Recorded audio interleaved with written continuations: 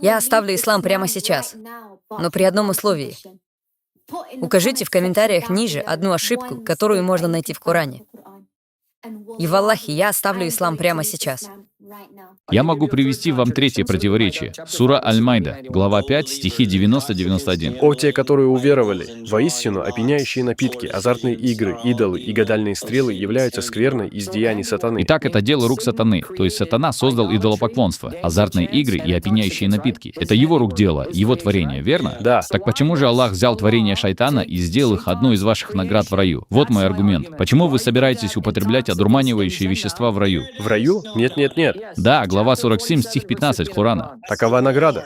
Почему Аллах награждает вас созданием сатаны? Если сатана создал ядовитые вещества, он создал вино. Почему Аллах награждает вас созданием сатаны? Я задам тебе вопросы, и ты не найдешь ответа в Коране. Как звали жену Адама? Ева. Я знаю, да, Ева. Ева из Библии, верно? Да. В Коране нет ни одного стиха, в котором говорилось бы, как ее зовут. Два сына Адама поссорились, и один убил другого. Как их зовут? Хорошо, я понял, к чему ты клонишь. Коран тебе этого не скажет. Ты не узнаешь, как их зовут. Иисус, как звали его учеников, и когда Иисус служил.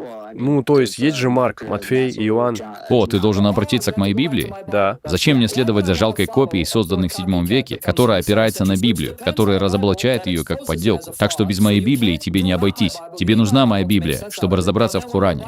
Но когда моя Библия противоречит Корану, то вдруг Библия искажена. Хорошо, дайте мне стих в Коране, где говорится, что Библия не будет искажена до конца времен. О, мы можем дать вам несколько стихов. Сэм, дай ему краткий список. Прямо сейчас вам нужно выучить эти стихи, потому что они очень важны. Глава 6, стих 115. В нем говорится, что никто не может изменить слов твоего Господа.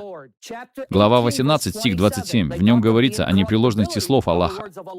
Глава 4, стих 163 и глава 17, стих 55. В них говорится, что Аллах дал псалмы Давиду. Глава 21, стих 105 на самом деле является прямой цитатой из Псалма 37, стих 29. Таким образом, Коран признает, что это Писание Аллаха, это Его слова, поэтому они никогда не могут быть искажены. 3 глава Корана, стихи 3 и 4. 3 глава, стихи 48 по 50. 5 глава, стихи 43 по 48. Я добавлю еще. Глава 10, стих 94. Там сказано: «Если ты сомневаешься в том, что мы ниспослали тебе, то спроси тех, которые читают Писание раньше тебя. Воистину к тебе явилась истина от твоего Господа. Не будь же в числе сомневающихся». Таким образом, Коран признает, что сам Мухаммед задавался вопросом, действительно ли это откровение от Бога. Во-вторых, в нем говорится Мухаммеду: если ты хочешь убедиться, что эти откровения от Бога, обратись к людям, которые читали книгу до тебя. Ни один мусульманин в мире не станет отрицать, что это относится к евреям и христианам.